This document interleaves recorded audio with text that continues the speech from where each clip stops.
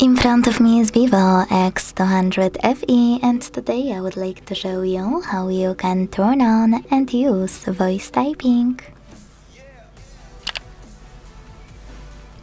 Begin by launching your keyboard and tapping on this microphone at the top right corner. Then tap on while using the app in the pop-up if you never used voice typing before and start typing. As you can see, voice typing is on.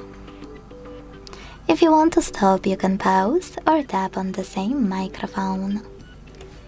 You can also tap on your microphone and then select tiny icon that will appear right next to it. Tap on Next. Select Done and operate voice typing from this toolbar.